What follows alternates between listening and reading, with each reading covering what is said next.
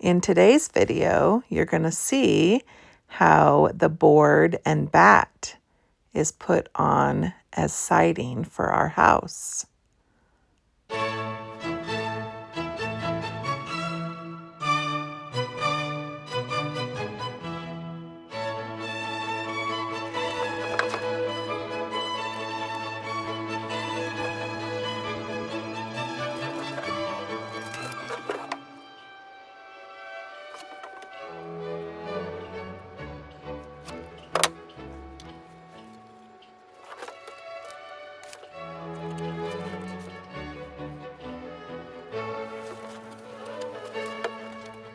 So in this part of the video, you see our contractor Chad making measurements and cuts for the board to be attached on the side of the house.